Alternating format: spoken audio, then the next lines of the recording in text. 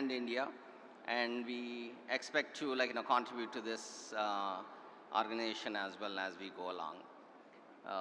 Thank you. Thanks for your time, and we look forward to meeting some of the folks, some of the startups. When Jay Garu pulled us onto the stage at the startup funding side, so we said we'll definitely fund some of the startups. Looking forward to connecting with some of the startups here. Thank you again.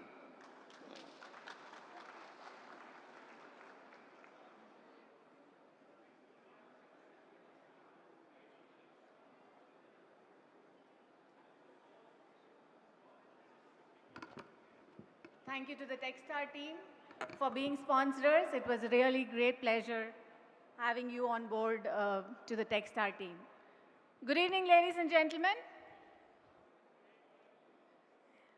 The afternoon Investor Connect that we did at Atisha Hall was sponsored by Kalari Capital, and I would request all of the givers, all of the investors who committed for the term sheet to please gather to the right side. We have our sister Vidushini standing there and waiting for all of you. Request all of you to please gather to the right side of the hall, or sorry, my right side of the hall. Sister Vidushini is standing there and she's looking forward to seeing all of you. We had 28 people commit to 121 term sheets today. I correct, we have 30 people who committed to 121 term sheets today, and we would like to thank all of you for doing that. Okay, no.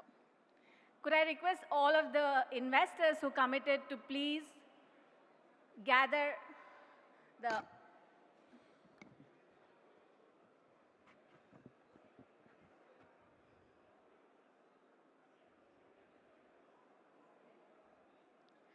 Sister Vidushini is here, and also if we also have Mr. Anup Rubens, you could also follow him and gather.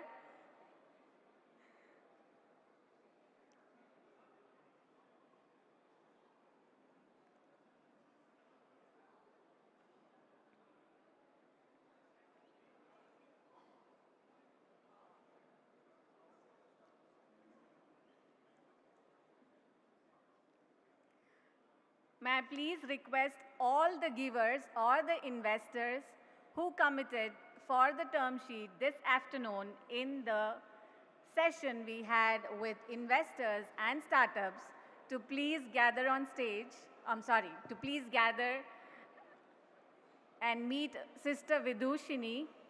She is right here in front of me.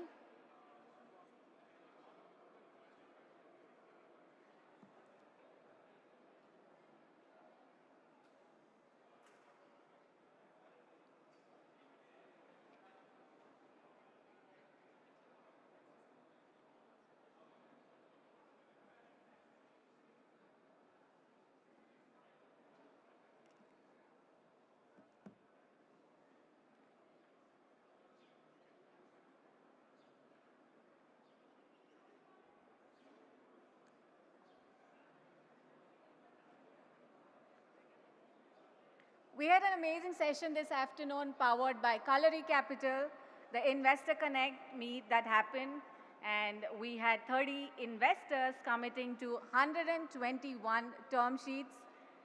And I would like to request all of them to please gather to my right side of the stage.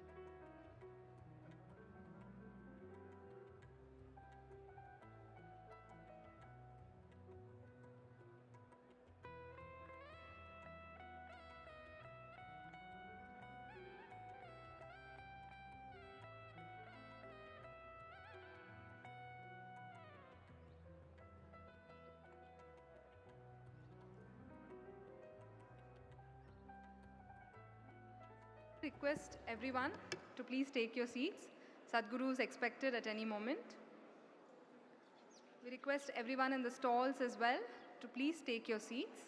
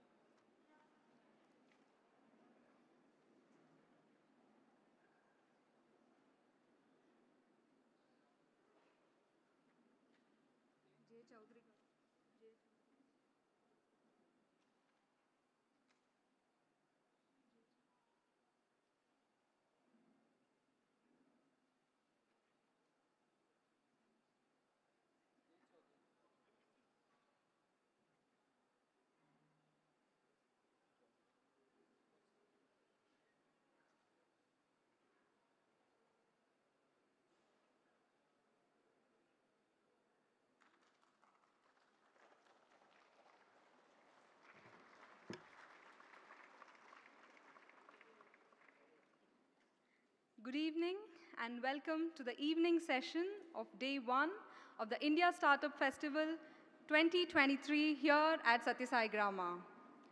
We offer our collective respects to Sadhguru Sri Madhusudan Sai and a hearty welcome to the dignitaries on stage. Sri J. Chaudhary Garu, key architect of the Indian tech industry. He's also the chairperson and convener, India Startup Festival. Shri B. N. Narsimurthy, Chancellor, Sri Satya Sai University for Human Excellence. It's been quite an eventful day with talks by eminent speakers, networking sessions, investor connect meets, and of course, the very exciting ISF Startup Pitch Contest. These are a few pictures and glimpses from this afternoon, and I can assure it's going to be a very exciting evening as well. This year, the focus of the conference is on innovation at the bottom of the pyramid, covering rural healthcare, education, fintech, rural innovations, among others. Several change harbingers unite under one roof to do their bit in tackling current development problems in various impact areas through rural entrepreneurship for the benefit of the rural poor and larger society. This is possible only through collaborative work in accordance with the UN Sustainable Development Goal 17 that calls for global partnerships and equitable trade to promote sustainable development across borders. Corporate social focus has been one such partner in spreading the good word. It is an exclusive national CSR magazine that focuses on the subject of corporate social responsibility scenario in India. Inspired by the mammoth service projects under the leadership of Sadhguru, this month's issue will feature a special cover story on Sadhguru's vision of building Bharat through education. We have today Mr. Prakash Reddy, the CEO and Editor-in-Chief, who will present to Sadhguru the August issue of Corporate Social Focus.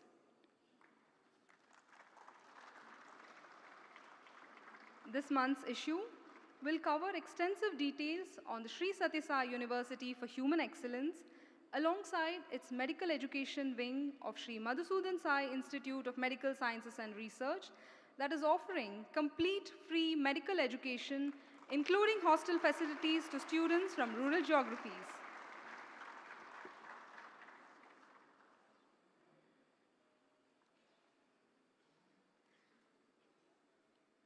The guiding principle of the India Startup Festival is to democratize entrepreneurship and enable every person who dreams of building a business have access to funding, consumer markets, and most importantly, mentor access, which may seem intangible, but it is in fact the most invaluable element.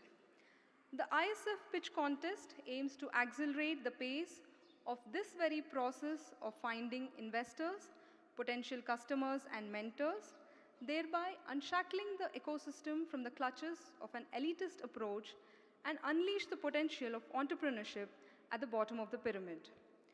Soon after the ISF 2022 chapter, between October and March 2023, an overwhelming response of more than 10,000 applications for startup pitches were received through several selection processes and investor connect sessions. 100 finalists were selected who participated in this afternoon's contest. And among them, we are delighted to announce 10 winners. May I now also invite on stage Mr. Dinanath Harapanahalli, founder, CEO, Lifecycle, and co-founder, India Startup Foundation, to present the prizes along with the other dignitaries. And as you read out the names, request each winner to come onto the dais and receive their certificate and prize. We'll begin from number 10 all the way to the top. At number 10, we have Dr. Shalini Nalwad and Dr. Rahul Singh Sardar from ICAT.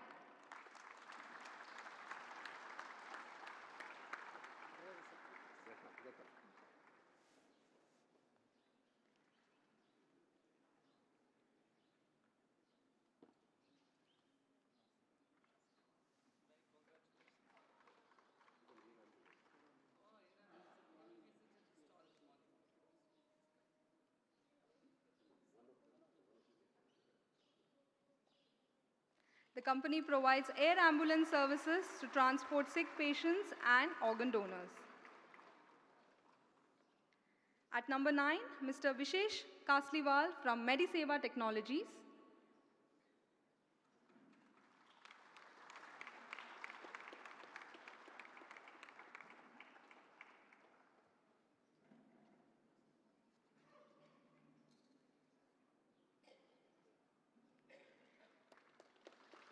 At number 8, we have the startup called Flying Duck.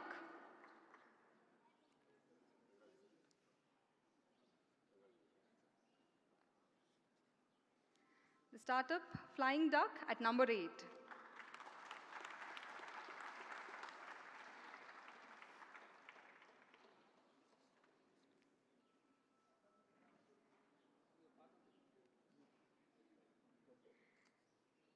At number 7, Mr. Pratik Padamwar from Metabricks.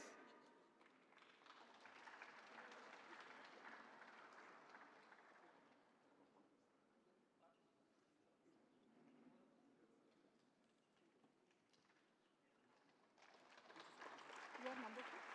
No, Pratik and Prabha from Metabricks Labs.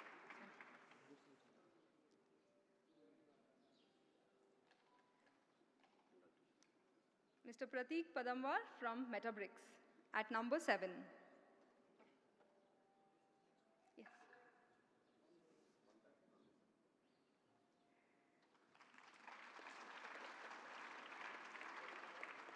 At number 6 is N Dimensions, and we have Mr. Bharadwaj KSS.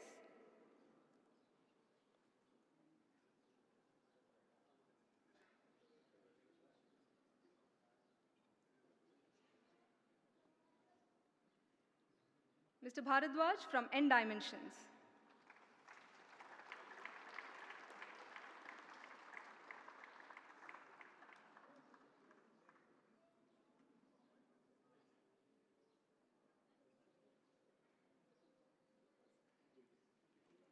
At number 5, we have Mr. Prashant DG from Brood Games.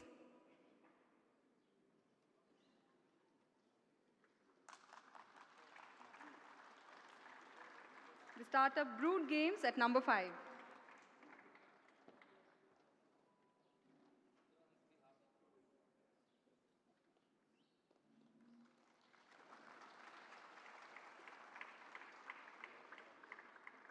At number 4 is Gameon Studios, and we have Mr. Kaustubh Jadhav.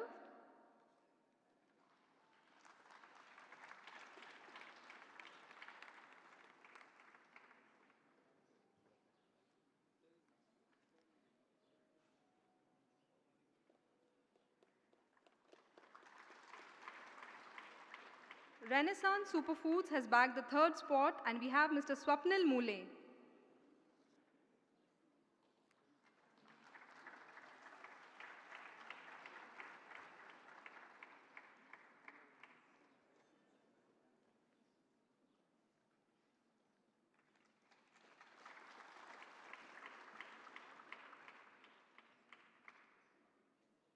At number 2 is Hiring Hood, and we have Mr. Sharath Yandrapalli.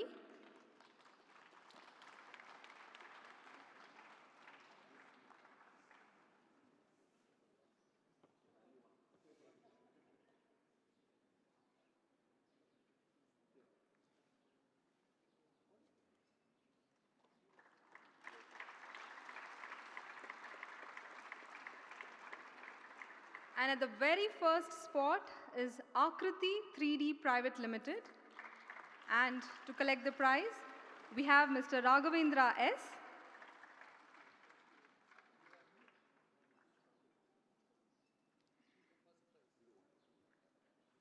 Mr. Raghavendra S. from Akriti 3D Private Limited bagging the first spot in the contest. A big round of applause.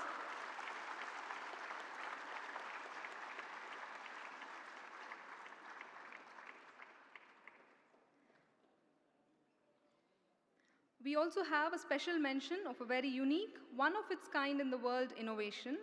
A wearable device called Docture Poly detects the Vata, Pitta, Kapha fingerprint of an individual. Not only that, it also provides for non-invasive blood biochemical analysis, including lipid profile, may I call upon the inventor, Mr. Ravi Shankar Polishetty of Sai Ganga Panekya Private Limited.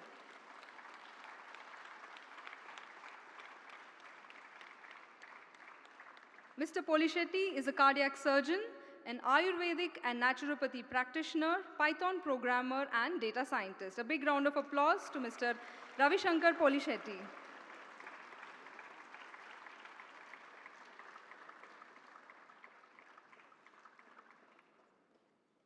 During this contest, a record number of 28 investors have committed to 112 term sheets to startups. We request these investors to kindly come on stage, and we also invite back on stage all the contest winners for a group photograph. So please come back for a group.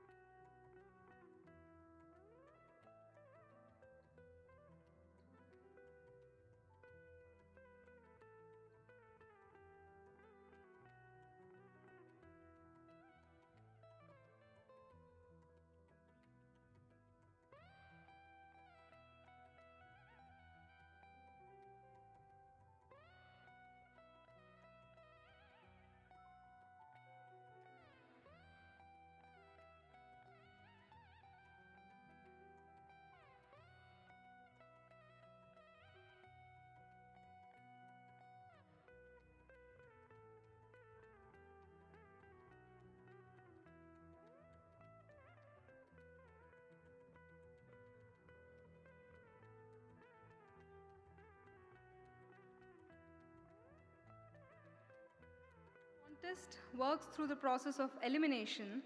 This one works by enablement to allow the best ones to come forward, all the while taking along the remaining contestants too. We are also happy to share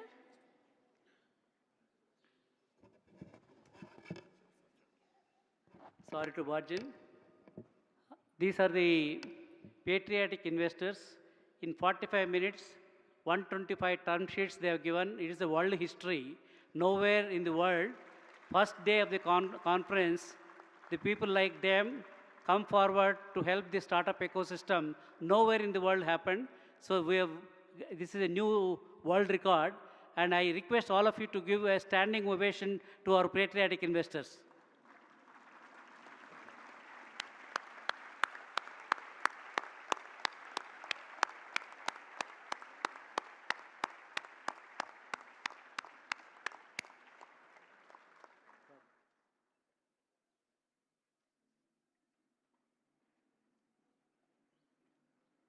Thank you all very much. We request all of you to kindly resume your seats.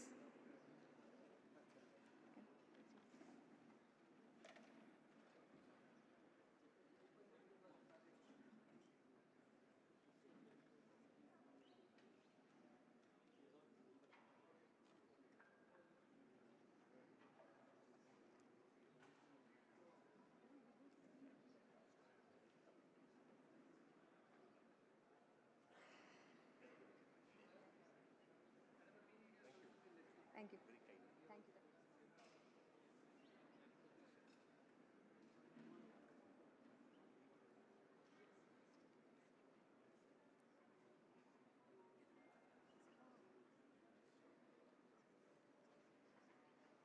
Moving on to the much awaited question answer segment with Sadhguru Sri Madhusudan Sai. May I now invite on stage Ms. Sirisha Varuganti, CEO and Managing Director, Lloyd's Technology Center, India. A big round of applause for Ms. Sirisha. With extensive experience in IT architecture, data engineering, and fintech innovation, she has held several senior technology positions in multiple global firms such as JCPenney, MasterCard, Tech Mahindra, among others. Over to Ms. Voruganti.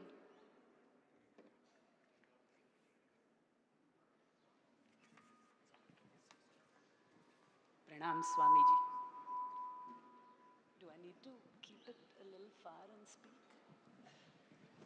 I mean, it's making that sound. We'll take care of it. Okay. So, Pranam Swamiji. The next 1 hour or 45 minutes, I think, is going to be a lot of questions to Swamiji and to all the, fintech and startups that are sitting here. I think there'll be a lot of lessons, to learn from and to experience. So with that, I think I also wanted to congratulate all the volunteers that have worked tirelessly to actually make ISF 23 happen. I was here at ISF 22. The number of startups that we had, or the number of booths, the sort of diligence that we went through to select the startups, I think this year was a lot more. So a big congratulations, Jay Garu and the entire team. It would not have happened without, the sort of tireless efforts that people put in to actually pull this off. For all of us just coming in 3 days and, seeing it all, I've actually known how this team has worked for the last 6 months. So I really wanted to congratulate them, and a big round of applause to all of them, please. Thank you. So before I actually get into the Q&A session, I wanted to, the format that I really have is a couple of icebreaker questions that I'd like to ask Swamiji. Really one word that I will give, and he'll talk about his view on that. And then we have a few more questions. So with that, the first one, what does wealth and money mean to you? In the context of startups and,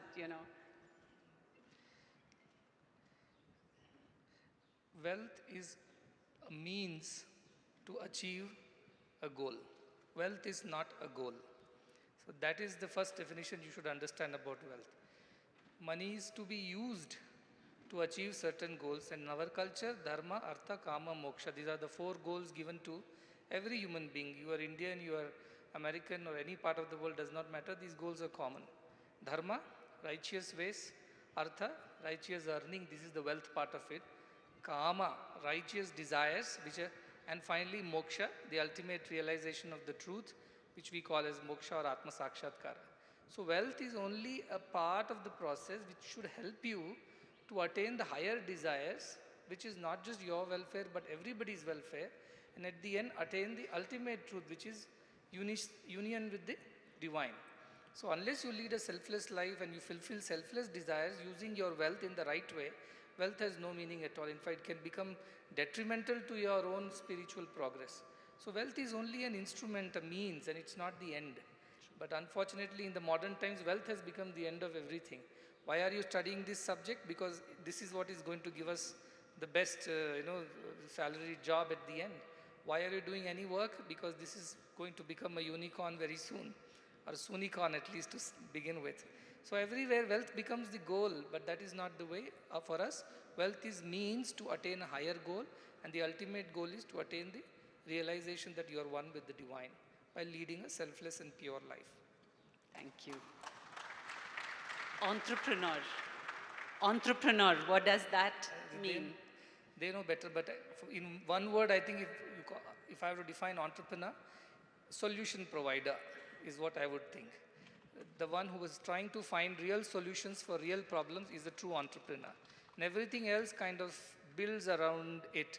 All the financial, whatever your mechanisms, your products, your services, your delivery systems, everything else builds around this one idea that I'm here to provide a solution to a real problem to the people and thereby add value to their lives. True. Force multiplier. I've heard you speak a little about this a few times. Yes. Force multiplier is do anything, initiate anything which will include everyone in it as it progresses. That is force multiplier.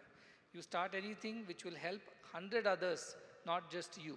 By enabling them also to lead better lives, that kind of an action is force multiplier. It could be wealth, it could be a business, it could be education, it could be healthcare, it could be any act, even a kind word. When it increases, like today what is happening, it's a force multiplier because you all have come together, investors have come with good intentions to promote and protect entrepreneurs and give them right opportunities. And imagine one company that comes up will give so many jobs. Each of them will be a better citizen. They will be able to handle their lives better. That way they'll contribute to the GDP. The indirect effects of it will be better tax collection that will go into public expenditure, social investments, thereby better education, better healthcare, better consumerism. So this is force multiplier. Do anything that will improve the lives of everybody around you. That is force multiplier. Very true and very well said. The name of one entrepreneur that you believe has been, that has made a difference to this country. There are plenty of them, but I think from the economic standpoint, I think Tatas are the best examples of entrepreneurship. And they started way back when there was nothing in place. We were not even an independent country. In those days when they started, and look at the model, it was not just about making money. That was never the priority. Money was only the means to the ends of social welfare and development of the country. I think that is the best example that we can think of. And what about, Bhagavad Gita in terms of the startups, the lessons from the Bhagavad Gita? It says, karmanyevadhikarasya ma phaleshu kadachana. Absolutely. As I said, entrepreneurship is about solution. People who provide unicorn, this is the most abused word, I think, in the present times. Unless I become a unicorn, I don't want to start this business. Why? Because this is not going to make me a unicorn. So what if it's solving a social problem and really giving people, some kind of benefit?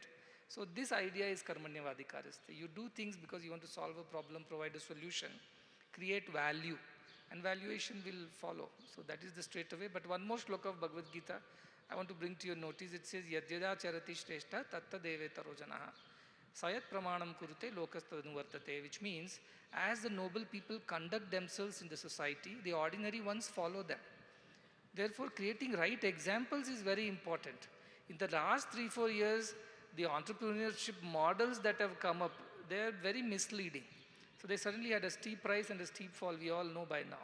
And those who went to public bourses, they came back humiliated because public understood, it saw through this whole valuation game. So the idea is that you created wrong examples and wrong expectations out of entrepreneurship. But true reason why one should be an entrepreneur is because one really feels like solving a problem which is plaguing the society and giving a solution which is acceptable, accessible, affordable. That is the idea of entrepreneurship. So I think set right kind of examples. And as industry leaders, I think it's very important that you provide them with the right kind of narrative, right messaging, that entrepreneurship is about providing solutions, not about creating valuations, but creating value for the society. So that also Bhagavad Gita says, please conduct yourselves correctly, behave well, set an example for the rest of the country or next generation to follow. I think that also should be taken from there. Thank you. That's a good segue to the next question that I have. Everyone actually talks about valuations, right? But you've always spoken about value creation through free education, free nutrition, and free healthcare. Yes. Now, how does one sustain oneself in this sort of a model where everything is free? And I know you do it with all your institutions. And how have you pushed them to become self-sustaining? Yeah, it's free for the beneficiary. It's not free to the organization. That's obvious. So the beneficiary must get it free because the beneficiary is incapable of paying for it. That is the simple thing. But does he need it? Yes, he needs it badly more than you and me. Can he pay for it? No, he cannot. So therefore, we have to provide it free to them. Most of our patients who come to us are from below poverty line kind of a segment. Most of our students come from rural areas, many of them from BPL. And I, more importantly, feel that education, health, nutrition, these are fundamental human rights. Everybody should be provided these. And this is the responsibility of the entire society, not just of the government or not just of an NGO, but everybody in the society should be sensitive to the idea that if somebody is incapable of accessing these fundamental rights, then they have to step up and provide for it. That is the basic idea. We give it free. How do we sustain it? I believe in the power of goodness and selflessness. How a family, a father would look after the children and won't charge. A mother won't call the son and say, today's dosa costs 20 rupees because it comes with masala in the breakfast. She gives it what she needs to give for the child because she loves the child and that is her duty towards the child. So as an NGO, I think it's our duty towards the society, especially the have-nots who cannot afford to access these facilities. And to provide for that is the collective responsibility of the whole society, whether it's corporates, whether it is governments, whether these are civic bodies, or simply people like you and me. It's our collective responsibility. So far, we've been able to provide all these services, collectively up to 200 million US dollars worth services in the last 1 decade alone. And this happened only because of people like you who had the heart to share what they had with those who did not have. And we were just conduits or channels to bridge the gap between the two. So this is how it happened. I firmly believe that it will happen in the future as well. And I think India is becoming more and more charitable. Gone are the days of the 60s and 70s when life was a struggle. People were trying to make the two ends meet. But I think India is much wealthier than what it was. And it's no more about the lower parts of the Maslow's hierarchy, the security and social needs. It's about a little more than that. Yeah, I think self-actualization. People are finding meaning and purpose in giving back. And I think in the next 25 years, India will give back much more than what it has given in the last 75 years for two reasons. One, people have more than what they require, and they will open up to the idea that we must grow together. Two, I feel that the next generation is far more sensitive to this idea of giving than the previous ones. Naturally, they're coming from a different background. Soon after independence, no jobs, economic progress was slow, no opportunities. So they had this idea of holding back, withholding, for the sake of secure future. But I think the next generation, especially, have a lot of hopes from Gen Z. And I feel they're very eclectic in their choices and they really question authority and they want to find new ways of living and not follow the old pattern. So they are the ones I think who will be really contributing to society at large, and I feel these organizations will continue to flourish because of the kind people in the society. True. One of ISF's fundamental theme this year, I think, is something very close to your heart, on rural startups. I think you've always talked about that. How do you believe we create more opportunities to actually support them? And this year, I know we focused on agri-tech, health tech, ed tech, clean energy, as some of the areas. So what do you think are the sort of opportunities for these startups, and what should we do to create more in the future? I think to give you a context of why agri startups or anything to do with rural economies are going to flourish, I'm sure you all know it, otherwise you wouldn't get into the business in the first place. But I always tell, we live in an India which is not one India, but maybe 3 Indias. The top 10% of Indians are those who are very well-to-do.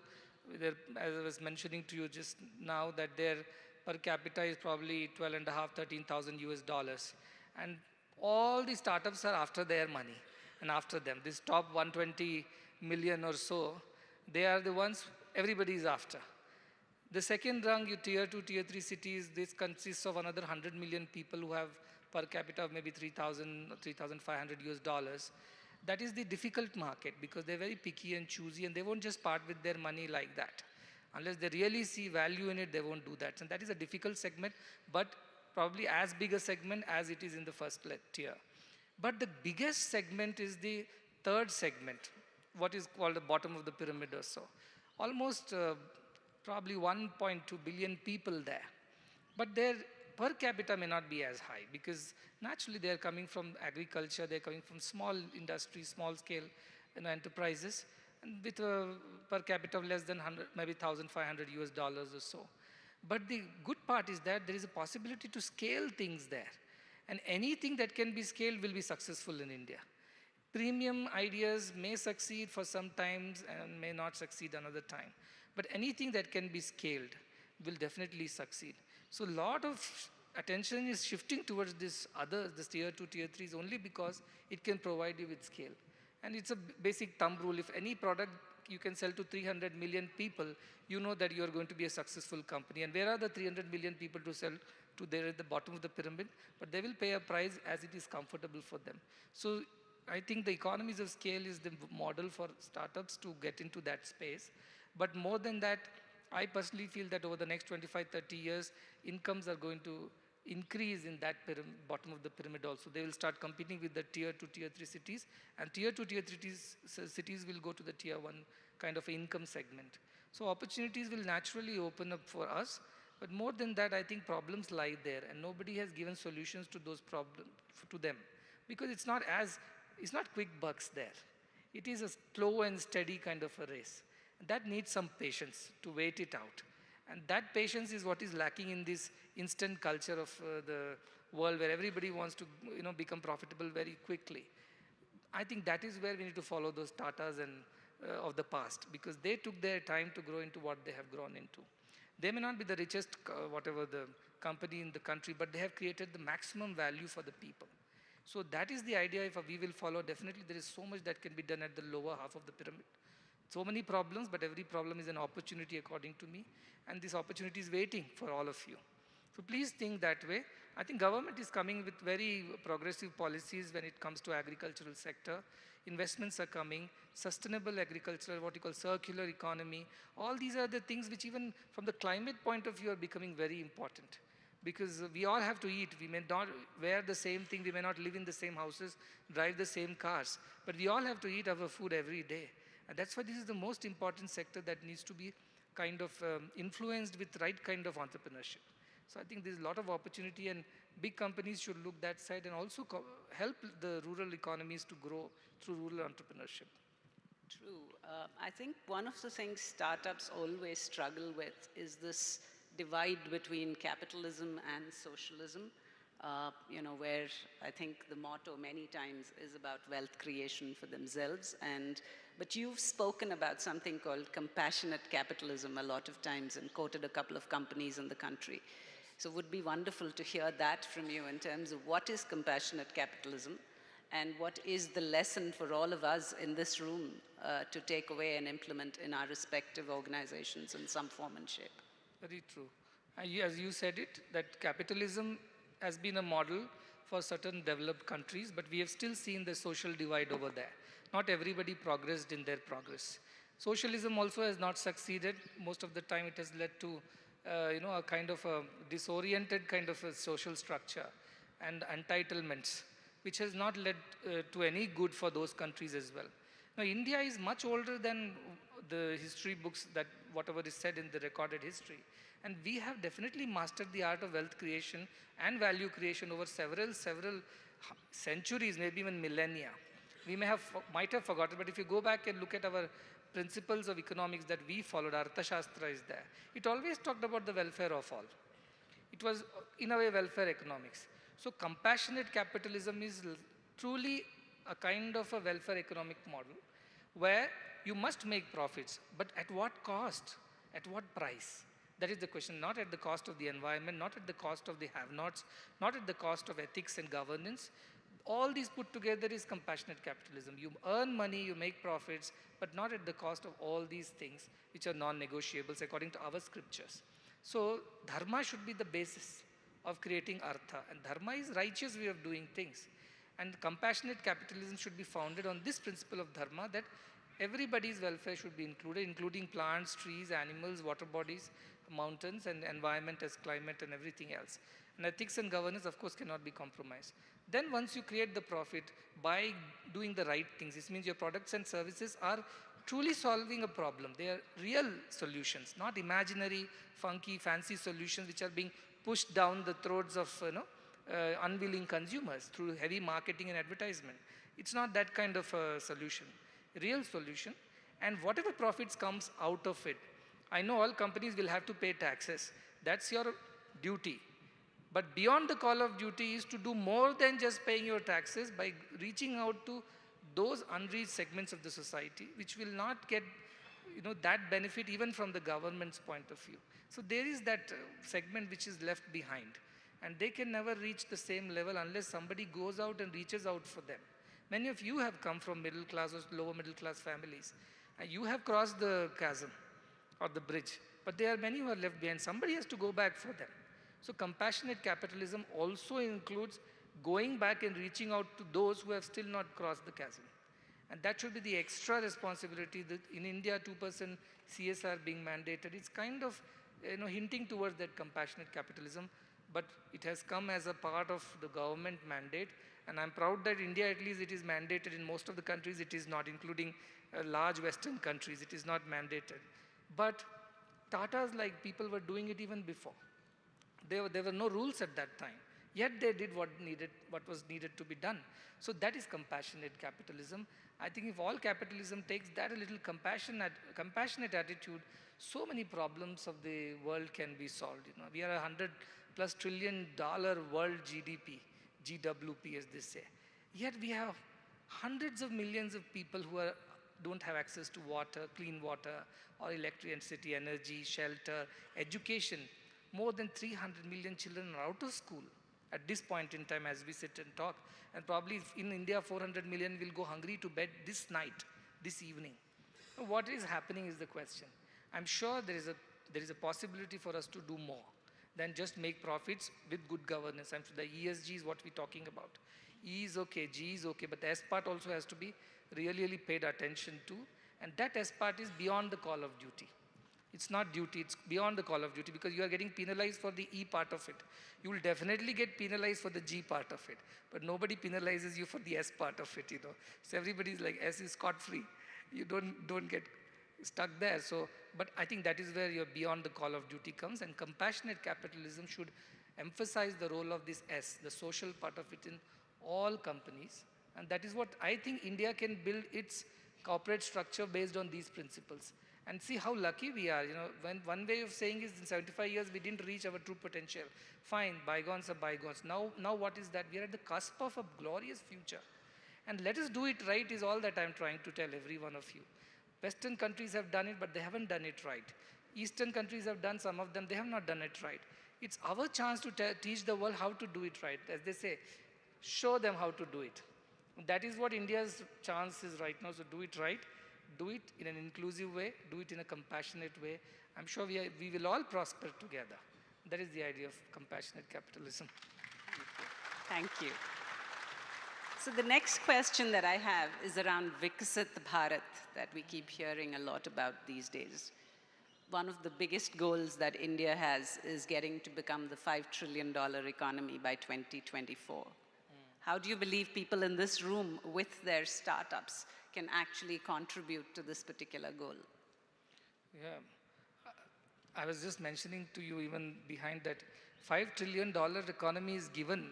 That is the growth trajectory we are on, not from today, but for the last 20 years we've been growing that way, that we will go and hit the $5 trillion economy unless and until another COVID happens, God forbid. But otherwise we are set to go there. We have a young population, as a working age population. Entrepreneurs like you are contributing to this growth. And more than that, even if you don't give opportunity to the young population, the survival instincts will kick in. They'll find a way to survive and grow. Whatever be the business model, ethical, unethical, but 5 trillion will be achieved at some point in time. But the idea is that, is it being achieved by including the women of the country, the other part of the country? I don't think that the representation of women in the workforce or in the management leadership positions, again, you know better because you are coming from that background. Is it including the rural geographies? Is it including that bottom of the pyramid? I do not think this $5 trillion dream is including all of that.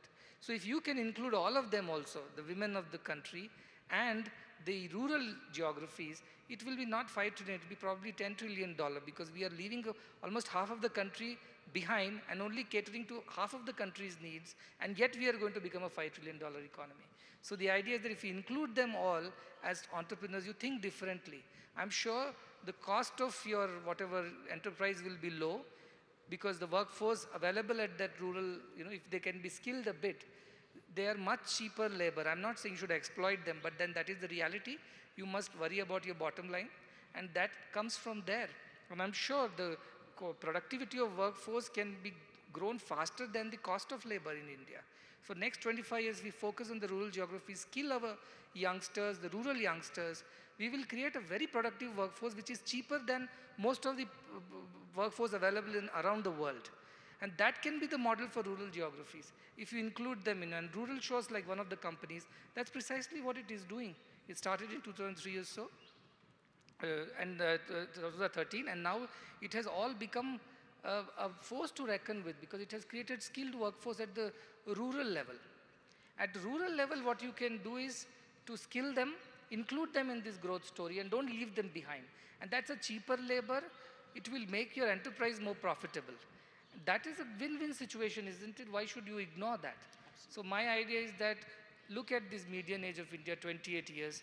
70% of these 28 years is in rural areas, not in the urban areas. They need education, they need skilling, they need all whatever they, support that you can give. And if you can set up your shop in those geographies, you'll have low cost of labor, inelastic workforce. That's very important. Less attrition, so you don't have to worry about again a cost of employee will be low, and you'll be able to create much value for these rural economies as well. And include them in this dream. Not 5 trillion, we'll be 10 trillion then, because that's possible by including everybody, including the women, whose work goes unrecognized, even their household chores. If you put a monetary value to it, we'll be $10 trillion economy, because they work so hard, but there is no monetization of their efforts. So the idea is that if you include and monetize that part, a lot of agricultural labor is not monetized at all. We do not calculate them as a part of our thing. And most of our consumption, see, GDP is coming from where? 50-60% is private consumption. The rest is all exports. So our GDP of 50-60% is all that we are doing. If we can make it 100% consumption, export is surplus above or above that, definitely we will be better than that. So that my idea is to include everybody, invest in social sectors, invest in education, invest in healthcare, nutrition, skill building, capacity building at the bottom of the pyramid. And I'm sure we can do much better than $5 trillion. $5 trillion will happen, that is given. And we don't have to really pride ourselves by saying we achieved $5 trillion. We are on that growth trajectory. The demography does not allow us to achieve anything less than that unless we are suicidal in our nature. We want to destroy ourselves with a war or a pandemic. That's a different story. But if we are all other factors are in order, $5 trillion will happen, but we can do much better by including that 100 crore people which is in the bottom of the pyramid, and that workforce which is waiting to participate in this growth story, the women and the youngsters of the rural areas, they are to be included. That is what this group can do, is what my call is. That's why this topic, bottom of the pyramid, Well, I think that's a very strong message to everybody in this room. Don't just go for the, the tier 1 cities and the guys who can, fund the sort of solutions you're creating. Look at tier 2, tier 3, and the bottom of the pyramid very, very closely as you build out your solutions and take those solutions to market. The next couple of questions really are about, your own startups and the ecosystem that you've created, right? One is education. You've always spoken about good education, and that being the only solution to all the problems in society. And you've actually created universities that you guys run, and you give stipend to students, not just free education, right? Where you're paying off for their fees and everything. I think that's fantastic. What made you actually think about this, and what was the need that you were trying to solve for? I think I should give the background of why the university came into existence. We were running schools for a couple of decades, but children were studying till their 12th or whatever, intermediate as your PUC, as we say. After that, they were looking for education elsewhere. So then the university came into existence to cater to their higher education needs, especially for the disadvantaged sections which cannot pay a fee in the higher education segment. Because in India, while school education is still compulsory and free at a certain age, after that, higher education in most of the part of the world also is not free. You pay for it. And that is where people were dropping out. The dropout rates is very high in India actually compared to that. Only 25% is the gross enrollment ratio into higher education. It means after 12th, only 25% of the entire 12th class whatever pass outs, they get into higher education. 75% does something else. They go and start a puncture shop or a small hotel or anything like that, but that is not their true potential. So that is one thing. Second thing, our university has a very clear goal that we want to create academicians and educationists, because our country lacks 1 million school teachers at this point in time. 300,000 vacancies in our higher education. So you can imagine that you are a country which is a young country where 80,000 children are born every day, and they all have to go to school and meet a teacher. But you go to schools which are empty and there is no teacher, not in all the schools. So the issue is that because we haven't worked on creating teachers in the last 2 to 3 decades, everybody wanted to be an engineer or a doctor or an IS officer or something like that. But that idea didn't happen. Now we are running short of our teachers in our schools, and that's a crisis. Where will you send these children to? So this is where we thought we should create inspiration in young generation to become teachers. Now rural teachers only can go to rural schools and teach. So naturally rural children have to become rural teachers and they have to go back to rural schools. So that is the university model. Now including women in it, that's where the stipend thing came because it was free. So girl children in India on an average get married off by the time they're 18, 19, in villages even 13, 14. Even today it happens and we have seen it with our eyes. Rules, regulations, law and order is on one side, but what is reality is in the other side. So we saw women getting married and they don't get to go to job and things like that, not in the rural segments. It's a social norm there. It's nothing evil or right or wrong about it. That is how it is. We have to accept that. So we thought, how can we encourage women to participate? Because God forbid, something happens to their husbands or whatever, whomever, financial breadwinner. Then this girl has nowhere to go. The in-laws don't accept her. The parents also reject her. And she does not have enough education to stand on her own 2 feet. And if she has children, they are doomed. So that is the problem that we were seeing in many places. To encourage women to continue their education, we said, graduation is free. Allow the child to study. Anyway, she'll get a graduate degree so that she can stand on her own 2 feet. Parents agreed till the graduation part. But after graduation, we told, if they continue for 1 or 2 years internship with us, we will give them a stipend. And they can do post-graduation also during that period. So they do post-graduation for free and they get a stipend because parents were not willing to wait after graduation for them to get married. So we told, give them a little more, 2-3 more years and then they can, get married after that. And what happens during this time? Whatever money they have earned, they can pay for their own marriage expenses. Parents don't have to take loans. That was first logic. Most of the parents bought it. And the second logic was that if you allow them to work with us after post-graduation for 1 or 2 years, they will earn enough to leave behind a good sum for your retirement. Because once they get married and they work after their marriage, they can't contribute to their parents. Everything will go to the in-laws. So you have done so much for your girl child, let her also do her bit for you. So if a person gets a postgraduate degree from an institution, works for another 2 years, they can easily save up to 4 to 5 lakh rupees. That they can leave behind for their parents before they get married. So that also kind of went well with the parents. And we thought when we are spending crores to get them educated, it's no harm in giving them a monthly stipend to ensure that they don't stop their education halfway through. Now when we give it to girls, naturally it has to be equality, so we have to give it to boys also. And we ensure that all boys and girls in university get their stipend through their internship, through their post-graduation, and after that we absorb them in our organization. I'm very proud to tell you that all our students from our graduation and post-graduation, they have joined our institutions back, except 1 or 2 for some very genuine reasons. Where do you get this opportunity? You get education, you get employment soon after education, and while you're educating also, you're getting some stipend and income. And after all that, you become an independent, capable, self-confident girl in the society. You can face any challenges that come to you. And what it has done, force multiplier again, or what you call ripple effect. These girls, when they went back to their same villages where people had objected for their further studies, they became inspiration for the girls around. They talk so well, they speak in English, they use gadgets, they use computers. The whole village is mesmerized by their progress. And now the other girls who are in the village, they're pestering their parents. Please put us also into the same school and university. So you have created that effect because of that. So the next question again with the, the recent Medical Research Center, the Madhusudan Sai Institute of Medical Research. What is your vision on how this institution becomes the future center for global medical R&D? Definitely, it's a very good question. The first, it's a free medical school. This is the first of its kind attempted here in India. And again, the reason is to provide education to the rural poor who do not have the same level playing field when it comes to English education or when it comes to writing NEET exams. They are not at the same level as an urban child. So we wanted to provide them an opportunity, and free will help them to continue their medical education. And in our country, we need doctors, nurses, paramedics at the rural level. 75% of the medical staff or medical professionals are catering to 25% of the population in urban areas. whereas the 75% of the rural population gets only 25% of the manpower or healthcare professionals. So that's where the crisis is, and COVID highlighted that problem. Now our idea was to give it free first to ensure that children are able to access medical education, and with gratitude they will go back to rural areas and serve them. That is the first.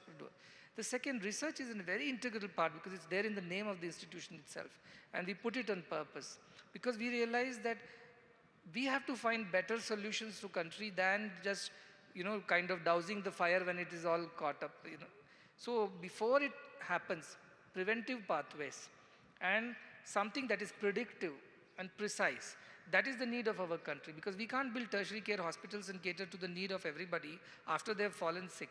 We don't have that capacity. We cannot create that capacity for the size of country that we are. The only option is to prevent it, to predict the disease from happening before it happens, and prevent it in a precise way. So that is something that requires a lot more investment in the research side. With the kind of data at our disposal, we see close to around 3 lakh, 4 lakh patients a year.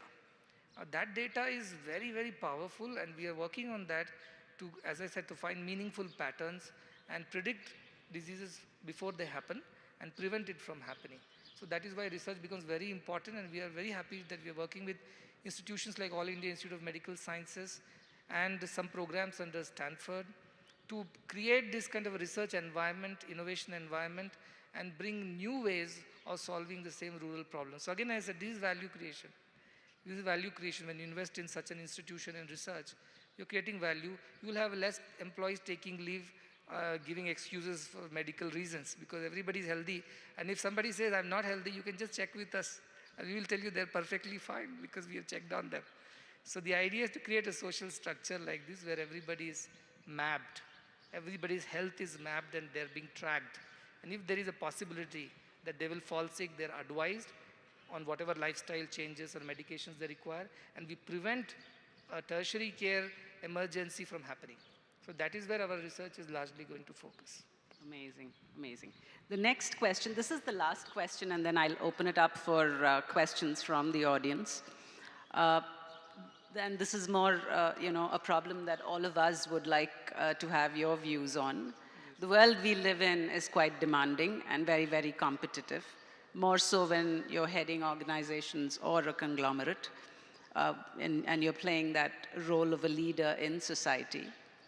How can we maintain that balance of work, personal life, and also take a step towards our own inward journey of spiritual consciousness? Yeah, it's a very important question, especially the kind of pressure cooker world that we all live in. I was telling, at least governments have pressure only every 5 years. You corporate people have every quarter. Now, governments live 5 year to 5, election to election, but you live quarter to quarter survival. So your pressures are very high, I understand. See, unless you have developed a spiritual core early on, it's very difficult to handle these pressures of the world today, but it is never too late to start on this path. Now, what do I mean by that spiritual core? I'm not talking about practicing certain religious things or certain rituals. That may or may not help. But idea is to believe in a greater power that governs the entire thing and that lies within you as well. This dependency on that superior self within, which is much greater than our mind and intelligence and our capabilities and skills, believing in such a higher power is the first step that all these big corporates should have, because what it will do, two things. One, it will cut off all your ego. When you want to take credit for all the profits that you have made for the company, it will not allow you, because you know there is something bigger at work. I am just an instrument in the hands of that power. So I've done my best, results have come, it's God's grace, I believe in that, and you will be humble. So you'll be a good leader, a good example. Suppose things go wrong in our areas, that can happen in this VUCA world that we live in. You will not take so much of blame upon yourself that you will feel frustrated, dejected, angry, and kind of guilty. That also is something that you can get rid of if you believe in a higher power that governs everything, and you offer yourself to that power as an instrument of it. You can be a corporate CEO, no problem. You don't have to be an ashram person. You can be in the world, but you live as if you're an instrument of that greater divine power. If this culture is inculcated early on, it is much easy, but even later, you may not have a choice. You have to accept this as a thing to believe in. Only then you will get that anchoring. Otherwise, it's very difficult to stay steady in this very, very volatile world. That is the first part. Second thing, how do you develop this now if you are too late? Should I have started early, fine, but now it's too late. You have to find time for your own self. This is not selflessly that you're giving away all your time to your corporate life. This is pressure, this is compulsion, this is obligation, this is some kind of, selfishness also somewhere, or a greed of some kind that pushes you to do these things. But you have to ask, but you should be alive, you should be happy doing what you're doing. If you're not happy doing what you're doing, you can't do it for long. So you may manage a few quarters after that. So if you want to be in this race for a long, long time, you have to develop this ability to take some time out for yourself and create that culture for everybody in the company as well. And you have to put it as an agenda on the company's charter. It can't be one-off thing. When everything goes wrong, you admit yourself in the hospital, doctor says 1 month of yoga and rest. That's not spirituality. That's compulsory again. So you have to find time. And as I said, if you love what you're doing, if you find a purpose, you find value in what you're doing, you will never feel tired, bored, or frustrated, or agitated, or pressurized. Pressure will be there. See, we work so hard. Everybody in our organization works very hard. It is a pressure. Month on month, we also have to manage these institutions which have millions of dollars of expenses on all charity, no source. How do we survive? Because we have found a purpose. And that purpose gives us the energy, the balance, the happiness. And that is our fuel with which we run. So if corporates also find a purpose, corporate leaders find a purpose, and they're happy to do that because they feel that they're fulfilling a purpose and not just making profits, I'm sure there'll be more balanced people, and that is the way to attain spiritual as well as professional balance in life. So I think every corporate leader must go through an induction or a training through this program, because they all will need it sooner or later. In this dog-eat-dog world, there is no other way to survive. The only way to survive is don't put your hand in dog's mouth, which is don't get into this rat race and pressure. So companies with purpose will always find happy employees, happy leaders, and a lot of happiness in what they're doing. These employee retention, employee happiness, engagement, these will never be an issue in companies which have purpose, where everybody shares that common purpose and vision. And therefore they work more than their might, because they find happiness in doing what they're doing. So create those kind of companies is what I would say. Absolutely, and so true. It's not a 100-meter race. You're actually running the marathon. So now for a couple of questions from the audience. Yeah. Come. Actually, Probably next. Namaskaram, Swami. My name is Sairam. 24 years from now, India will turn 100 years of independent nation. What is the unified vision that you envision when Bharat becomes 100 years old? Nobody is hungry, nobody is uneducated, nobody is unhealthy, nobody is unsheltered. That is my first basic dream of a developed India. After that, everything else. Whether we are on Moon or Mars or Venus or Uranus, that's all after that for me. That is my vision of India, first 100 years, yes. Yeah, there is somebody there, right? You can stand up and speak. Sir, very good evening. Hello. Yes. Yeah. Sir, it was very inspiration of your thoughts of compassion and capitalism. Just I want your feedback on whatever the entrepreneurs now in climate mitigation crisis, like green hydrogen or clean energy, can they deliver with your compassion, whatever you define, with that goal can they achieve? Thank you. I think these climate techs like green hydrogen and all are still a little distance away. They're all being just explored. But meanwhile, we would have done enough damage, isn't it, on the way? So I think the first technology we need, climate tech, is what, without that green hydrogen also, what can we do to run our companies more, environmental friendly and in a better way? I think those technologies in the next 10, 12 years will be more prosperous. Hydrogen and all the other things that we are talking about is perhaps still 10, 15 years away. But in these 10, 15 years, we can do enough damage to the planet. So my call to the entrepreneurs is that please find ways of mitigating that crisis within this decade itself. And that itself will become a very big business case, I'm sure, because world is becoming more and more conscious. We have targets on SDGs. How serious are we? That is a separate matter. But if as a country at whatever India at 100, we want to look good, that we have done right, we have to do it environmentally right. And there are several technologies, starting with first, don't create such businesses which cause damage to the climate.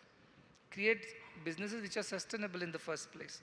And second, if there is already businesses running which is creating damage, find solutions to reduce the damage.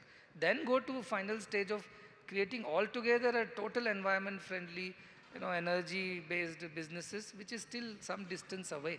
I think so. Meanwhile, we have lots of ground to cover, and these will be profitable businesses. As somebody was saying, there are carbon credits, which is becoming another market of its own.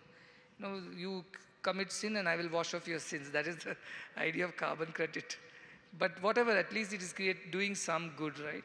So the idea is that this will prosper and people will come after you, they will ask for you. I'm not talking about how profitable or whether you will be a unicorn or not, but definitely you will be a profitable, sustainable, and a business with a purpose and value. That is possible in this decade for sure. Good evening, Guruji. First of all, thank you for all your service. I'm Venkateshan Pillai from Dallas, Texas. I'm part of a NGO.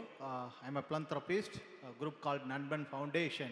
We also work with a similar thing, zero hunger, education, and women empowerment. One thing that I see here in India lagging is youth philanthropy. Normally, entrepreneurs start, do, and then giving back after that. What I believe is it has to be an integral part of it, as he was quoting in many times. And we need to take some action of, enabling youth philanthropy and talking about the kids, the young kids, about the social services and other things. My question here is, from your point of view, what are the steps that other entrepreneur can take that action?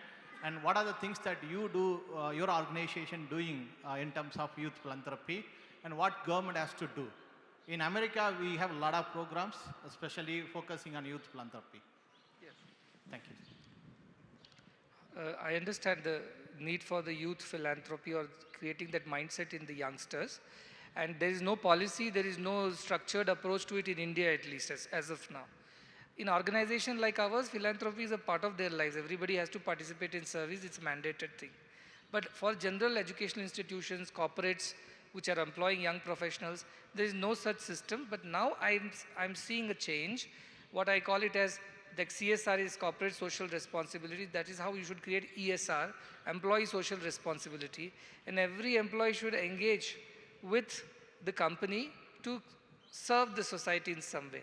Many corporates are coming up with 1 day a year or something like that, which is a paid day for the people of the corporate to volunteer. So this volunteerism is slowly catching up. And corporates are talking about that. Is why I said you have to really focus on the S part of the ESG and include your employees, which are young professionals, into the S part. They can part with their resources if they have. A lot of matching programs are coming up in India too. In US, it is a done thing. Employee, CSR, whatever philanthropy is matched with the corporate philanthropy. But in India also, it is beginning to happen. And I think in the next 10, 15, 20 years, we will see it grow. Employees will be engaging with things. And at the educational level, policy side, I want to tell through this forum to the governments and policy makers, please include social service as a part of their educational pedagogy. Don't just teach them science, maths, physics, chemistry and make them big brains, but also open their social side to it. And we had done an experiment with a local regional engineering college, which is here. There are 2 credit courses were created on rural development. It doesn't exist in any of the regular mainstream colleges and education system, but it was created. And what it did is, it would take the children to the nearby villages and just expose them to what's happening over there. And many of the girls from that colleges, they saw the problem with girls' hygiene, So they started bringing hygiene products with them out of their own, whatever, pocket monies. Nobody funded them, but they were moved by the problems. They bought pencils, rubbers, notebooks, chalk boxes for the schools, rural schools. So you sensitize them to the need of the rural area. No funding was given to them. They were just given a credit course, because if there is no credit course, then they would not take this program seriously. So what policymakers can do is create a proper course, a structure for rural development or social service and mandate it as a part of their educational pedagogy. They have to go out, see the rural areas and serve there. You don't have to do much. Take them to the rural areas. They themselves understand there is a problem and need. And young generation, as I said, they are very different. This, not millennials, but the Gen Z, because I deal with them. They are all a part of our university. Very open-minded. They are little painful at times. They question too many times, and you have to keep answering them. You can't just hush them like our generations. It's not possible anymore. But it's an investment that you must make in them by answering the questions. But they are very philanthropic in their approach. They may not be religious necessarily. They don't like rituals and orthodox ways of doing things. But they are very, very sensitive to social needs. They feel that they are responsible for the societal problems, and they are environmentally more active. And I think this is the generation that needs to be groomed. Some policy mandation is necessary. Like if there was no CSR of 2%, how many corporates would have come forward and given that? Today it is mandated, so they're doing, and organizations like us are benefiting. Similarly, if social service is mandated all the way from class 1 till their post-graduation, I'm sure it will do a lot good to the country by sensitizing them to the problems of the country. That is a policy ask that I have from the government, and we ourselves have rural development courses designed in our own university, where children go out to the local villages and help the people and solve the problems. So that is already a part of it. So I think that mandation will really help, and corporates should create this employee engagement with social service as the motivation and incentivize them. Who knows, pay them a little extra salary for that day. They will go happily and do the work and come back. So do something for them, and matching program, matching grants, please bring it up. Because employees cannot pay much, they can give a little part of their income, but they feel that is so little that it won't make a difference. So they hesitate from giving even that. But if the corporate backs it saying that you give and I will 1:2 or 1:3, I will do it, they will happily do. And corporates also in the process will be able to engage with the employees better. So these two policy changes can really help. We have time for 2 more questions. So Yeah, very good evening, Swamiji. Thank you so much for inspiring answer, as well as what are the visions you have. It should come true. By the way, I'm Navneethan from Bangalore. It's like two things. If you take Chandrayaan, what we have launched, it's like a close to 600 crore to 1,000 crore, where it is going to the moon and trying to do the, all the research on that. But just you have given a statement like close to 400 million people, they're going on the hunger. So which one is on the priority? From the government standpoint, as well as a private organization, of course, it's a human life is more important than research, right? So how do you balance, those things, when compared to the other country and then India? I'd love to hear your thought. I think we have to have some short-term goals and some long-term goals, like everybody has, even the corporate has. In the short term, we have to allocate some resources, energy, and time to solve some immediate problems which are becoming a crisis. And also have a certain long-term vision where we allocate certain resources, time, and energy to solve long-term problems. So everybody should have this balance of vision. And I think that's where private sector or governments have to solve some short-term immediate problems. Somebody who's going hungry to sleep, what gratitude does he have for the country? And what does he think of those who are eating their stomachfuls and sleeping peacefully? The kind of social unrest that it can create, social polarization that it can lead to. You cannot operate businesses in such an environment then. So you have to solve some short-term problems now by feeding, educating, or protecting them, some social protection mechanism. At the same time, you also have to dedicate some energies towards long-term vision to not make it happen again. So it's a balance that every corporate, every government has to find. So even as an NGO, we also have short-term and long-term goals. So we invest certain resources in short-term problem solving, certain resources in long-term solutions. So that balance has to be found everywhere. Actually, this side has been particularly quiet now. I see a lady has been waiting. Yeah, please. Swami, good evening. This is Vijay Spandana from Dallas, Texas.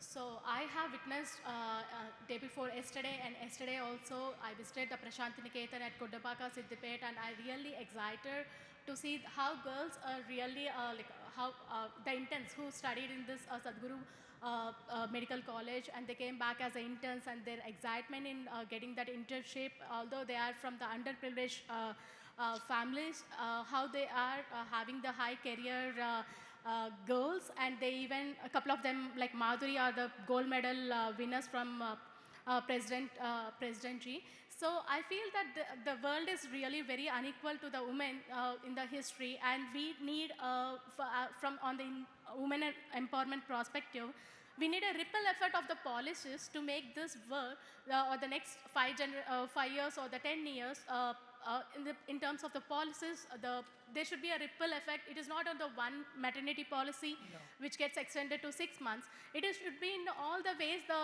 women empowerment policies or everything should be done. I would like to know a couple of thoughts on that women empowerment which should happen in the country and or across the globe, or some best views on that. I think good news is that a lot of things have already been done. Beti Bachao, Beti Padhao is the first abhiyan that started, and it's already helping the cause of girl child. But what my ask is that even when we met the Prime Minister, I told him, sir, you started Beti Bachao, Beti Padhao. My request is Beti ko aur padhao aur badhao. That is my request to you. So make higher education free for women. That is the first question that I don't want reservations for women. Don't make them feel unequals. See, when you put women reservation, what are you trying to actually effectively tell them? You are the lesser lot. We are doing charity to you. And therefore, we are giving you reservations. And how long? 75 years. For another 75 years, are we going to do this? So I said, no, give them equal level playing. Give them education. It's my insistence. The enrollment of women in rural areas in higher education is 1%. It means 99 girls drop out of the school. In urban areas, it might be same as the national average, 25-28%. But in rural areas, it is just 1%. So my ask from the policymakers is, make higher education for women free as far as they want to study, they should be enabled to study without paying any fee. And that is going to be a game changer when it comes to skilling and empowering women. And after that, remove all the reservations. No need to give charity to them. But make everybody equal first. That's the idea. Yeah. Thanks, Swamiji. Hello. Yeah. Okay. Yeah. This is Dr. Question here and then we'll come there. Whoever has the mic rules the room. Pranam Sadhguru. This is Dr. Hari Krishna Maram, founder, Global Economic Forum and Vision Digital India. We really appreciate the wonderful work your group of initiatives are doing across the world, not only in India. I keep traveling and meeting a lot of people. So the kind of initiatives were taken in Colombo, Sri Lanka, building a hospital and different places. So I just would like to ask you, today India is overtaken China in population. Today we are at 1.45 billion people. And the greatest advantage what we have, unlike any other country in this world, is our demographic dividend, the youth. So in the next 2 decades, how this youth, the demographic dividend of India, is going to help India to reach to the #1 position what we are talking or we are dreaming. Thank you. Demographic dividend is the common word that we have used for decades now. But is it really happening is the question that we have to ask. We have 250 million school-going children in the country. 60 to 80% of them go to government schools. 1 million teachers are missing from the government schooling system. And we are talking about demographic dividends. We have the largest population of malnourished children in the world by numbers. And we are talking about demographic dividends. We have mortality, maternal and child mortality, which is still far, far above the permissible levels as per the WHO. And then we talk about demographic dividends when young mothers are dying and children are stillborn. So we have a long way to cover before we talk about demographic dividend. Demographic dividend does not happen in just few urban pockets. If we want the true demographic dividend of the country, then we have to go to the real problems where there can be a disaster if we don't address those needs now. That's where we need everybody's participation. And demographic dividend will happen only if we make it happen. It won't happen on its own. Demographic disaster can happen on its own. Dividend has to be made to happen. And that needs including rural geographies, going back to my same point, include rural education, rural healthcare, rural nutrition, rural skill building, rural infrastructure. All that is what is going to lead to demographic dividend. So as I said, if that happens, $5 trillion is a done thing. You will go much more, much beyond that. That's my view. Yes, I actually see 2 people with mics, so these will be the last 2 questions. One here and he has secured a mic there. for himself. Yeah, and she has as well. So, go ahead. Sadhguru, namaskar. Namaskar. And I'm happy to know the initiatives you have taken. And we all know, like Narendra Modi ji's declared the next, including this year, 25 is Amrit Kal. And to make it really an Amrit Kal, I think he's trying a lot. what is your, like, I know like you're saying like, again, the same point, rural and all, but any other points from you or the way in which the Bharat is progressing, any say on that, I would like to hear from you. Namaskar, I am Devaki Vasudevara from Khammam. Namaste. That's very kind of you to appreciate our work and also ask about what is happening at the leadership level, at the country's leadership level. I think we have got a very visionary leader at this point in time, and that's acknowledged and accepted not just by our country but by the world. And for the global south, definitely he is the leader that people are looking up to. And that's been accepted from public forums by global south leaders. So the vision of Amrit Kal itself is a great vision. Somebody at 75th year of independence says that next 25 years we are going to build a developed nation. It's a great vision. And not just it is about economic development. It's about the development which is inclusive. That is the bigger vision of the Prime Minister, which really I am very happy about. Even when the agricultural, whatever, the startup funding was coming down and things like that, they came up with the Agriculture Accelerator Fund. Immediate interventions, quick interventions. That is the key to this development, and that is what this leadership is able to achieve. Highly efficient system, a very quick decision making. Of course, the results of it takes time to show. You sow a seed today, you don't expect a fruit tomorrow. And we must give chance to the leadership to make it happen over a period of time. And I think some of the very big policy decisions which have been made in the last couple of years are very, very futuristic, very progressive, but unfortunately its results cannot be seen the next day. And we can't unduly punish the government for that. We must give them a little more time and tenure to prove themselves right. That needs a little more time, but at the policy level, tremendous policies, from MSME policies to even startup ecosystem policies. The kind of support is coming from the policymakers is amazing. I don't think anywhere in the world you're getting that.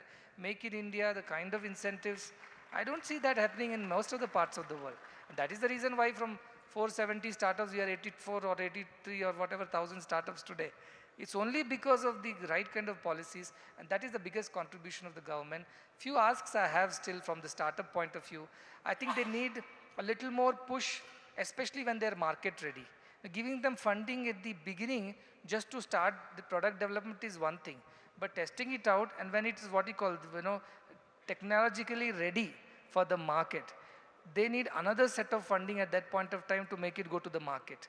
And that also is something that policy in startup ecosystem can think about. Seed funding and angel funding is one thing. That's what is happening at that point of time. You are going to VCs, angel investors, they're called angel investors, so you go to them. And then you go to these other funding agencies, but they're very exacting, very demanding. And you know what has happened in the last 3 years? Most of these venture capital funds have come from abroad because the interest rates were low and there was a good opportunity here. Now all that is going back. And what you call as funding winter has taken over. This is the time when policy people have to intervene and make sure their funding is available to startups which are already on their way to the markets. They should not get aborted halfway through because of the lack of funding. And that's where I think the policy must cover the entire spectrum of startup ecosystem, not just give them the initial seed investment to start it off, but they must see to that the product goes to the market. Until then, they should hold the startups. That is one policy change or intervention that I think I expect from the leadership. But we are very fortunate at this point of time. We have very good leadership, very decisive leadership, and that's what will make all these dreams that we have come true, I feel. Ma'am, over to you. Namaste, Swamiji. One of the questions, it's actually two portions. One is a personal question. How do you manage your anger? Because us as entrepreneurs, there are so much of mood swings. We need to constantly have that patience, which sometimes we lose. As all of them were talking about various policies, but the first thing comes in is a sanity check for ourselves. How do we manage that in terms of all the mood swings? And how do you personally manage your mood swings and anger? That's a very personal question. But for the benefit of all like that. See, our anger does not come from our personal failures, because We are here instrumenting God's will.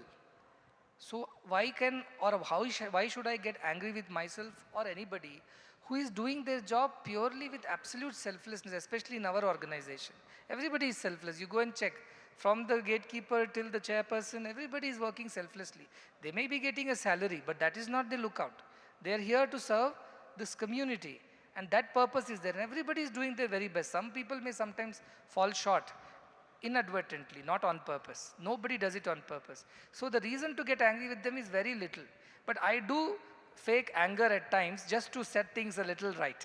You know, sometimes you have to raise your voice and do things so just to get people serious about what they're doing. But that's not real anger. Real anger comes when you have ego. That you are the doer and you failed because these people did not support you, and you failed because you missed a step or two, and you start blaming yourselves, you start blaming others. It comes from a lot of doership and ego. But when you're an instrument in the hand of God, these issues are easily handled. So I think first thing that I was telling you, learn to be an instrument of that higher divine power which has chosen you to execute a will of its own, and you are just instrumenting that will.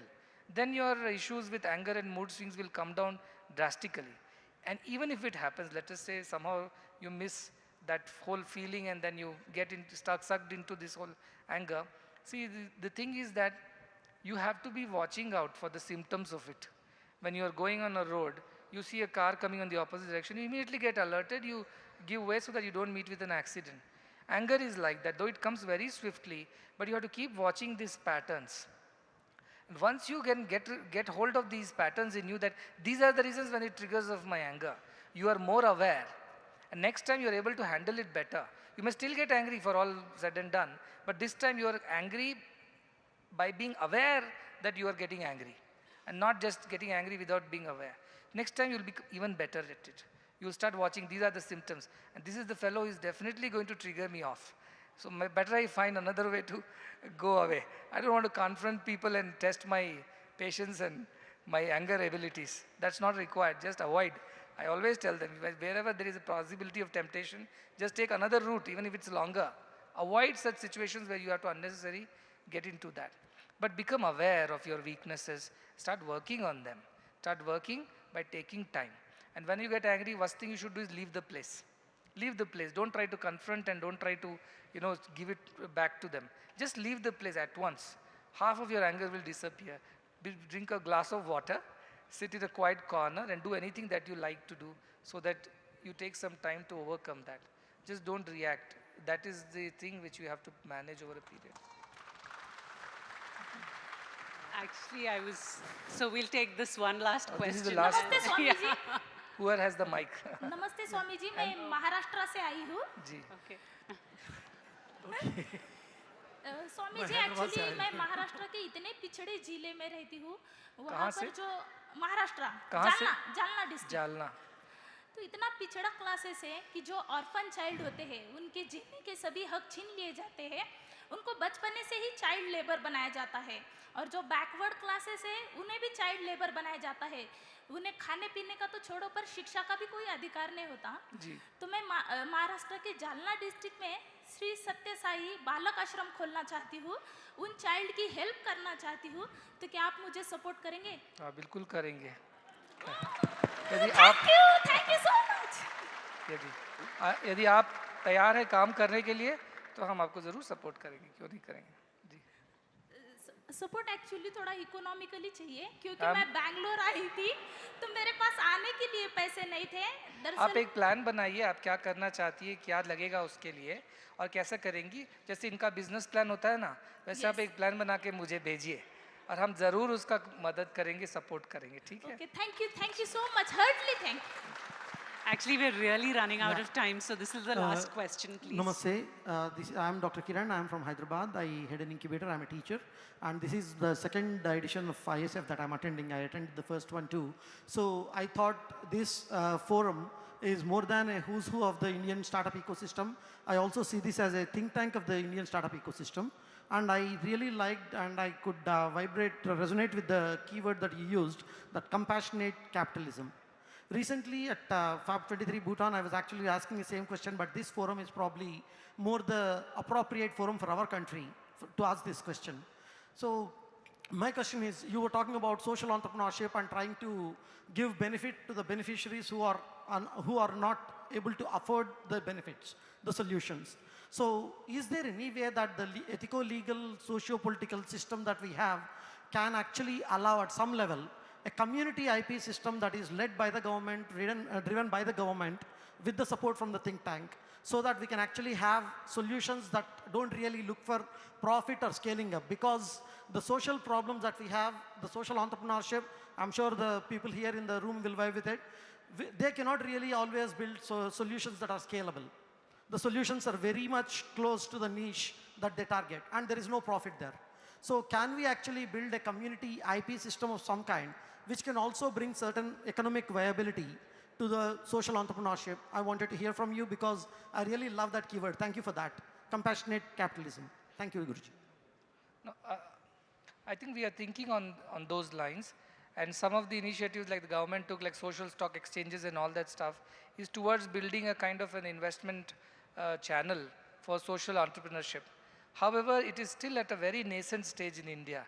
It's not as evolved as Western side of the world, but I think it is coming there. In the future, it will happen. Meanwhile, we are also, I think tomorrow Jay Garu knows that we are also launching a forum called Rural Economic Forum. Something on the lines of World Economic Forum, which is going to, it's not just a think tank, but it's also a platform for like-minded people to join hands and support these kind of rural initiatives beyond the demands of profitability and things like that. It's a genuine cause, it needs to be solved. And we want to engage with governments, we want to engage with industry, we want to engage with like-minded NGOs and people's participation, public participation at large. So something like that is in the offing. It'll take a few years before this matures and really makes an impact. But yes, your idea is very much in motion at this point in time. Yeah, thank you. So thank I think you. we already had the last of the last of the last I know. question. So thank you, Swamiji. I think this was an amazing session. Yeah. Can you, actually, those who have, can you please type it out, give it to the ISF volunteers, and I will find a way to reply to you maybe on an email or some way, something like that. Yeah, yeah, there were some please. here as well. Yes, Can yes, you guys I know. do the same? Do send your questions in and we'll come back to you with the answers. Yeah. So thank you so much, Swamiji, I think for this session. I must have the last word. Oh, yeah, please. So thanks to you for having organized this and come and asked the kind of question that will help everybody. And my ask is there from this forum, you know. Nothing comes for free, as they say. No free lunches, but here, of course, it is free. But the idea is, each one of you is capable of impacting so many lives. You have so much of potential within yourselves as an individual and as a corporate or a company that you're launching. Please keep a part of your efforts, energies, and resources for a social cause. It need not be here, it need not be now, but make sure that in a disciplined way, earmark your abilities, your skills, your knowledge, your resources for some social cause or the other, through some organization or the other. Second piece of advice I will give you, you are in business, you are supposed to create profits. Don't get into opening foundations and charities and make a mess of both the business as well as the charity. Your core competence is business, please do it well, do it ethically, do it right, be profitable. Leave the charity to charitable organizations because there are two different skill sets and you don't mix them both. When you are a big corporate, large corporate, you can afford a huge foundation with a lot of people. It's a different thing, but business mindset should not be applied in charity and charity mindset should not be applied in businesses. So make sure that you keep these things too clear of each other. I think that is the way to a prosperous society. Do well, all the best to whatever, for you to do whatever you're doing. Do it well, do it as an example for everybody else to follow. Leave behind footprints for others also to cross the bridge, cross the chasm. And I think this is a very punya bhuvi, this is a very sacred land. And this is my personal experience that anything that we have thought about here with a pure heart, with pure sentiments, it has always succeeded. And one example is this very startup festival last year in October when it was launched for the first time. It was in a very nascent infant stage. Jay Garu was himself surprised that how did it happen even in that short while. And today when I see 125 term sheets being signed, and that's a huge encouragement to the startup ecosystem. And I'm sure all this will lead to a lot of good, not just to you at your company and employees, but to the society at large. Let's not forget that part of our responsibility beyond the call of duty compassion side of the capitalism. Let's keep that as the focus, that as the North Star, that as our guiding principle in every business that you undertake. So I wish you all the very best, and I thank Jay Garu and the entire team, volunteers of ISF. Also, 100 of our university students are volunteering during this event. Most of them have come from rural India. They never knew how to speak in English, they didn't know how to deal with people, but you must be meeting them here and there. Wherever you meet them, shake their hands, pat their backs, and then only you go back. Thank you very much. Thank you. That was indeed enjoyable, educative, and enlightening on so many levels, and our collective gratitude to Sadhguru. Our many thanks to Ms. Sirisha. We'd like to extend a token of our appreciation to her.